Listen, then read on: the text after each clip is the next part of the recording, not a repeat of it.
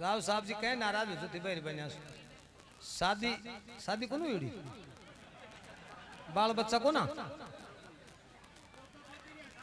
अच्छो वाह तो माने मालूम से यहाँ का आदमी रंडवा है बका छी सोना का सा आजी सभी को मेरा प्रणाम। इस पावन पवित्र मंगलदास शीतलदास की धरती के ऊपर मास्टर जी ने बोला है भाई किशनलाल सूबेदार हो रहा नाराज, हम दिल से नाराज नहीं होते हैं, ये हमारी शक्ल की बनावट ही ऐसी है। उसके बाद ये कला है, अपने सदियों से ये कला चली आई है। बोलते हैं कि कला के अंदर अच्छे अच्छे रोगों का निदान होता है और ये अपने पुराणों में उपनिषदों में और अपने वेदों में इसके उदाहरण मिलते हैं। और आज भी नृत्य कला से बहुत से ऐसे रोग हैं जिनका निदान होता है।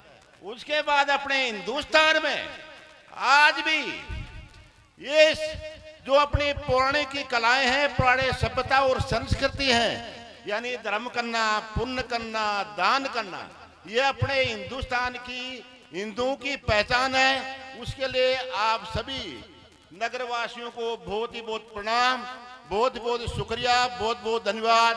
राम राम साहब। सूबेदार जी तो बहुत अच्छे बोले यार, ऐसे प्यारो बोलो शायद तो सूबेदार नहीं करेंगे लड़ाई कौन होती होगी, कौन हो ना कदे कदे तुमको मैं नहीं मालूम भी। हाँ वहां तो देखो जी लड़ाई भी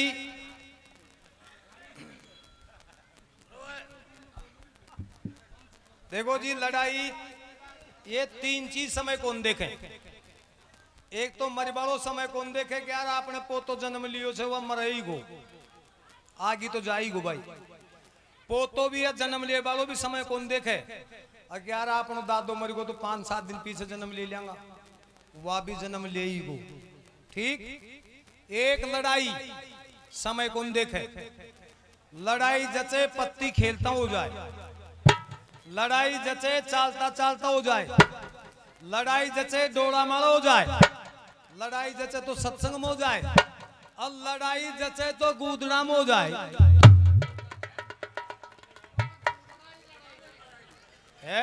पागल बहन जो गुदड़ा में तो वह लड़ाई हो जाए सूबेदार का सूबेदारनी के जो महीना महीना ताई मुंडा कौन बोले वह उनका देखना उनका देखना रिया करोट ले 900 करवा 900 की आपके गुदड़ा की लड़ाई तो कोई जाना ही को ना, उनको कोई गवाही को ना, केस ही लागू को ना। क्यों जी सूबेदार जी वाह तो एवड़ी है।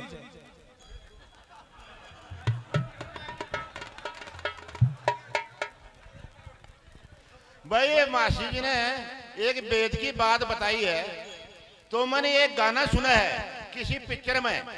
उस गाने का अर्थ क्या था, बोलो मेरे पिया घर आयो बालमा। तो आजकल पिया जी घर नहीं आते हैं तो मैडम एडी उचका देखती है। तो हम तो 2-2 वर्ष तक नहीं मिले हैं, 2-2 वर्ष में छुट्टी आए हैं। तो इनका कथन ये सही है। उसके बाद मेरे को फिर आ गई एक कल की दास्तान की याद। तो कल की एक दास्तान बताता हूँ कि हमारे पड़ोस में हम एक कल गांव में गए थे। तो एक छोटी सी खुशखबरी भी है, सूचना भी है और धर्म कर्म की बात भी है।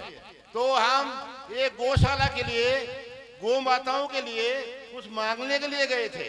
बोलते कि गौओं के अंदर 36 करोड़ देवी देवता करते निवास। तो वहां का नगरवासी बैठ गए, 20-25 लोग बैठ गए। बोलो ठीक है इसके ऊपर हम प्लानिंग करेंगे। मैंने बोला साहब ठीक है कैसे करोगे प्लानिंग। बोला मैं इकट्ठे होंगे और फिर प्लानिंग कर लेंगे। मैंने बोला साहब हम तो ऐसी प्लानिंग करते हैं। एक दफा पाकिस्तान के बॉर्डर के ऊपर पाकिस्तान के उग्रवादी अपने हिंदुस्तान की तरफ एडवांस कर रहे थे, आगे बढ़ रहे थे। ये हम आपको ग्राउंड की रिपोर्ट बताते हैं, यानी आंखों देखा हाल प्रत्यक्ष जो मैंने ये दास्तान देखनी आंखों से देखी है। और वो पूरा जो भी उस टाइम हुआ वो वाकई वारदात का है। तो उसके बाद हमने की रिपोर्ट, उसमें हो गया शोट।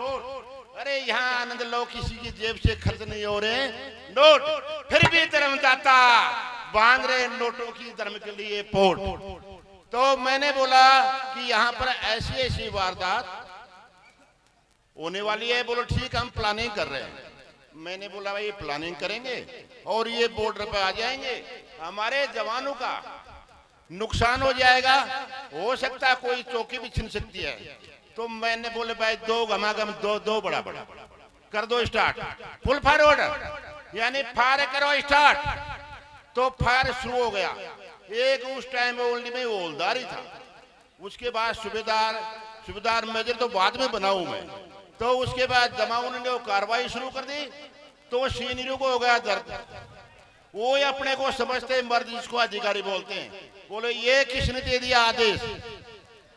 तो धीरे धीरे जांच हुई, मुझे साहब मैंने आदेश दिया है, सामने दुश्मन है और हमको हमारा कर्म और धर्म सेना का यही है, जोश, तेजी और सिधाई।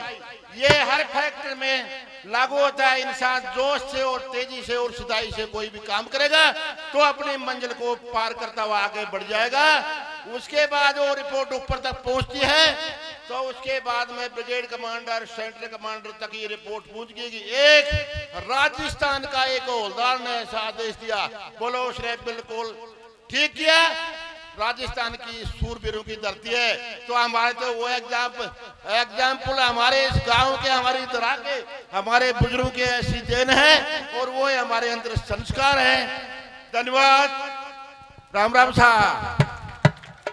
मेरे को मुस्कुराते हुए चेहरे अच्छे लगते हैं। जैसे हमारे बोलते हैं कि कान्हा जी मुस्कुराते रहते हैं, हमारी देखो बहन जी ऐसे मुस्कुरा रही है, ऐसे मुस्कुरा रही है जैसे गोपियां मुस्कुराया करती थी।